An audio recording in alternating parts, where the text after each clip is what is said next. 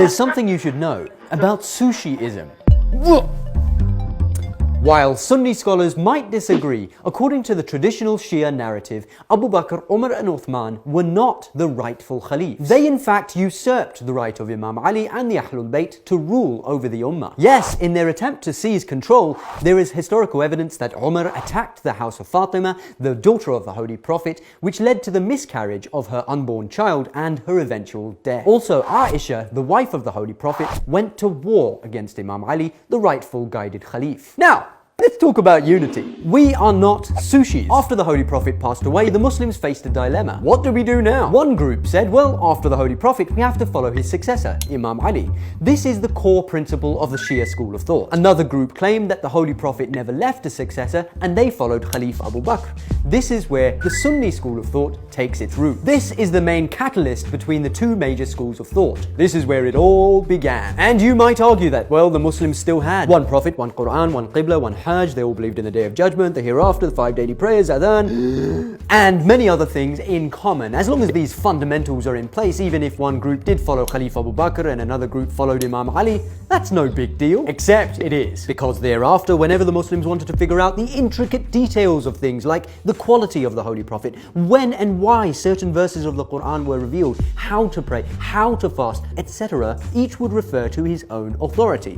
And the Holy Quran states, "O you who believe, obey Allah and obey the Messenger and those in authority among you. And if you quarrel about anything, refer it to Allah and the Messenger if you believe in Allah and the last day." What is that authority? According to the Shia school of thought, this authority refers to Imam Ali and his successors, i.e. the 12 Imams. According to some Sunni scholars, it's anyone who has authority over the Ummah. Whenever we disagree or quarrel about anything, how do we refer back to Allah and the Messenger, as the Quran tells us to? The Prophet is no longer among us. Till this day, the Shia school of thought will get its understanding of the Quran, of the Holy Prophet, and of the religion of Islam from Imam Ali and the 11 successors after him. The Sunni school of thought will get its understanding from various scholars who trace their understanding back to the four Khalifs, Abu Bakr, Umar, Uthman, and Imam Ali. For Sunnis, these are the four most revered, respected, and loved personalities after the Holy Prophet. But what about for Shias? Shias believe that Imam Ali should have been the Khalif, no one else. It is a core principle of the Shia school of thought that no authority can supersede the authority of God on earth, i.e. the Holy Prophet and the subsequent 12 Imams. And this has a strong basis in the Quran and the Ahadith. The main authorities according to Sunnis are the four Khalifs and others including Aisha. But when it comes to Aisha, it is historically evidenced that she did go to war against Imam Ali. This thoroughly confused the Ummah because they saw on the one hand Aisha, the wife of the Holy Prophet, and on the other hand Imam Ali, the fourth rightly guided Khalif. For Shias, it was very clear who was on the right side, Imam Ali, who was the first Imam and should have been the leader in the first place. What's more, this act of Aisha was wrong from both the Shia and the Sunni perspectives. If you're a Sunni, then it's haram to go to war against another Muslim, let alone the rightly guided Khalif. Similarly, if you're Shia, it is equivalent to disbelief to fight against the Imam of your time.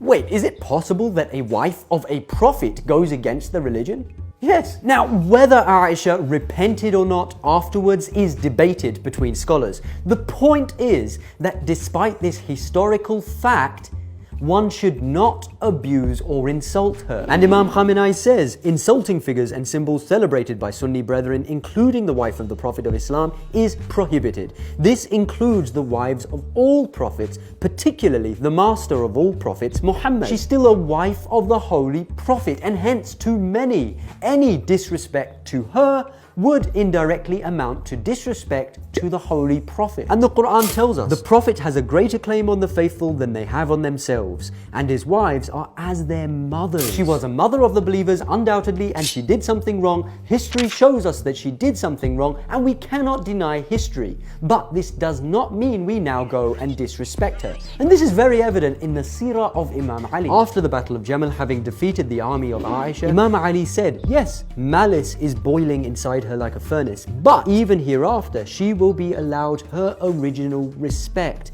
while the reckoning of her deeds are upon Allah. And Ayatollah Makaram writes that after the battle, the commander of the faithful Ali, simply due to the respect which he had for the Prophet, honorably returned her back to Medina. Now the question is, can you accept me as your sincere Muslim brother, knowing that I do not accept the first three caliphs to be a divine authority over me, and that those you look up to, I don't look up to? No, never! Sounds like a personal problem to me. The Holy Quran states, and hold firmly to the rope of Allah altogether and do not become divided. In light of this verse, I still consider you to be my Muslim brothers, even if you do not look up to Imam Ali and his successors the way I do. The rejection by Shias of certain personalities is based on academic research and historical evidence. If someone arrives at a certain conclusion based on their research, then this is substantial. Nowhere in the Holy Quran does it say, do not unite with those who reject the caliphs. Do not unite with those who believe that the wives of the Prophet were capable of doing wrong. We are not talking about the unity of Shiaism and Sunniism. That's practically nigh impossible. They are two distinct, defined schools of thought, each having its own justification according to the Quran and the Hadith. Rather, we're talking about the unity of Sunni Muslims and Shia Muslims. No, I cannot unite with one who curses the Khulafa Rashidun and the wives of the Holy Prophet. I don't blame you. Just imagine for a moment, you've intellectually and emotionally embraced a certain personality. You love them, you admire them, you want to be raised on the day of judgment with them. And then you find out that there's a group of people who hate and abuse them. And some Shias actually believe that by insulting, abusing, cursing, and disrespecting such figures, they are doing Islam a favor. They're not. Let's say person A has researched and arrived at the conclusion that the caliphs were bad. Person B has not yet arrived at that understanding. It would be completely counterproductive and irresponsible for person A to start rubbing it in person B's face. Haha, your caliphs were baddies. It's so irresponsible and at times childish. Such Shias will do ridiculous things, publicly calling the caliphs ugly and cursing them, calling them names, referring to them as the original terrorists, using words like thugs, comparing them to modern dictators and making cakes celebrating their deaths and all these sorts of messed up insulting things, which create hatred and sectarianism, and even lead to some Sunnis to becoming radicalized to join American-made takfiri groups like ISIS-Daesh. They can't join such takfiri groups unless they hate Shia. And such groups end up killing both Shias and Sunnis and even non-Muslims. The vast majority of Shias are not like this, nor are the vast majority of Sunnis like this. There's a minute group of two extreme opposites from Sunnis and Shias that attract each other. All their time and effort is spent on discussing their differences. They have a love-hate relationship. They hate each other because one is Shia and the other is Sunni, and they love each other because without each other, they'd have nothing left to do. Grand Ayatollah Makarim has called out certain individuals who are abusing the wives of the Prophet and referred to them as pseudo-scholars. He said about one who insults the figures of the Sunnis that either this person is in the pay of the enemies or is foolish and a lunatic. And more ignorant than him are those Wahhabi scholars who use such sentiments as a basis for their hatred against us. This is in spite the fact that hundreds of Shia scholars have condemned this act. Similarly, Grand Ayatollah Sistani, when he was asked about a video which was circulating in which a group of people were hurling abuses at Umar and Aisha and others, he said this behavior is condemned and strongly objectionable, and it is against what the Imams of Ahlul Bayt had ordered their followers. In a lecture, Ayatollah Wahid Khorasani was reading from a book, and he said, Umar radiyallahu an, because that's what it said in the book. Somebody in the crowd started to utter words of insult towards the Khalif. Ayatollah Wahid Khorasani immediately said, "Hey, have I not told you not to use such words in my lecture?" Some people just don't get it. They think that any mention of a historical personality that we disagree with is a cue to start cursing them, and that somehow this is what makes them a Shia and a follower of the Ahlul Bayt. Nuh-uh. Imam Khamenei has said that certain individuals feel that proving oneself as Shia should be done through insulting and cursing the personalities of Sunni Islam and other denominations. But this is not beneficial. This is against the tradition of the Imams. Now, does unity between Sunnis and Shias mean compromising on one's beliefs? No way. This person has arrived at a conclusion regarding a historical figure or event, and this person has arrived at another conclusion regarding that same historical figure or event because of their research. Alhamdulillah, most Muslims can accept that yes, this person has a different view of a particular historical personality than I do. As long as he does not ridicule, insult, and curse this personality I revere, we can get along. If someone arrives at the conclusion that, for example, Abu Bakr usurped the right of Imam Ali, then a level-headed Sunni should be able to say quite simply, "Wow, really? Show Show me your research, because that's not the understanding I've gained. Similarly, if someone arrives at the conclusion that there was no conflict between the Ahlul Bayt and others, then a Shia should be able to say, quite simply, wow, really? Show me your research. Maybe there's something I've missed out on. This is the scholarly principle established in the Quran. When it says, is there a God with Allah? Say, bring your proof if you are truthful. Meaning that if somebody tries to prove that there is another God other than Allah, our response as Muslims ought to be, okay, bring me your proof. Not hostility, not disrespect, not anger. Bring your proof. This is the attitude that one should have regarding the most audacious and craziest of claims to do with God himself, let alone regarding something like whether the Caliphs really were what you think they were. But what if after the discussions and debates take place, nobody shifts from their stance? Shias insist that the Caliphs were not rightly guided and that authority only belongs to the Ahlul Bayt. And Sunnis insist that the Caliphs were rightly guided, etc. Well, this sounds like a moot point to me and must not turn into sectarianism or hateful speech or takfir against each other. Nor should it bring about disunity amongst the Muslims. It's very simple. Anyone who believes in one God and that Muhammad is his final messenger is a Muslim. Period. Full stop. Perhaps that's why Ayatollah Sistani has said, do not think of them, Sunnis, as your brethren. Rather, they are yourselves. Ourselves? I'm a Shia, baby. I ain't uniting with those people until they accept my Caliphs. Their Caliphs were such and such. Such and such. The Caliphs were definitely such and such. Oh my God, I can't believe it. That's a video. I'm going to share that with everybody. Oh, you go ahead and do that, baby. I'm going to share this word with everybody. So stupid. Love-hate relationship, they can't exist without each other.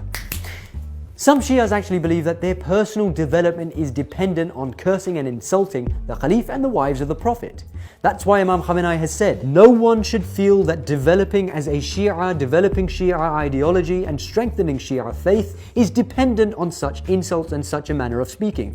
This is not productive because such a course of action produces negative results. Such Shias who abuse others have actually gone ahead of what their Imams have commanded them to do. During the Battle of Siffin between Muawiyah and Imam Ali, some of the companions of Imam Ali started to hurl abuse at the army of Muawiyah. Imam Ali told his companions, I dislike you starting to abuse them, but if you describe their deeds and recount their situation, that would be a better mode of speaking and a more convincing way of arguing. Instead of abusing them, you should say, O Allah, save our blood and their blood, produce reconciliation between us and them, and lead them out of their misguidance so that he who is ignorant of the truth may know it. That was against the forces of Muawiyah, who not only had a misguided aqidah and belief, but were also armed and physically engaged in battle against Imam Ali himself. Are we going to deny that the Battle of Siffin took place? No. Are we going to abuse those enemies? No, because Imam Ali told us not to. It's very simple. Dear Shias, Tabarra is certainly a part of our faith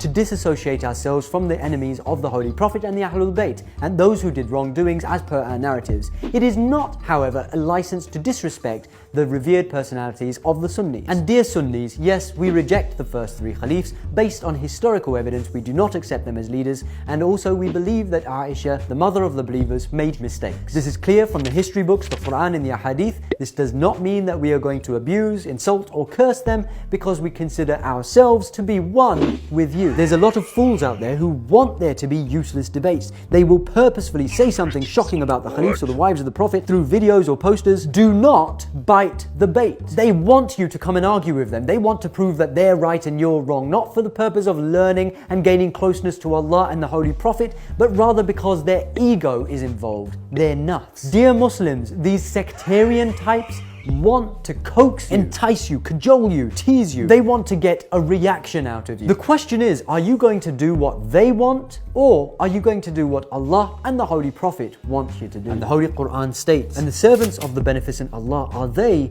who walk on the earth in humbleness, and when the ignorant address them, they say, peace.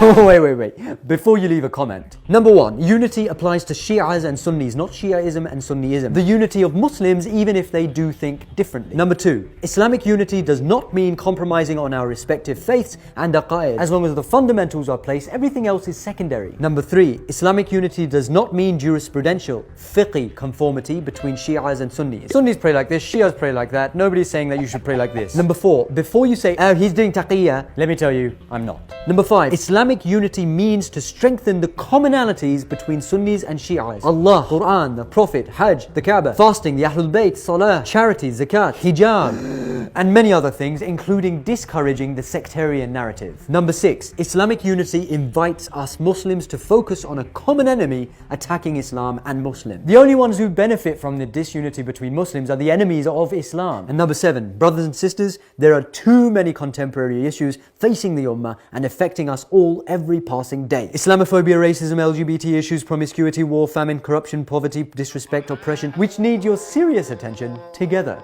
Okay, go.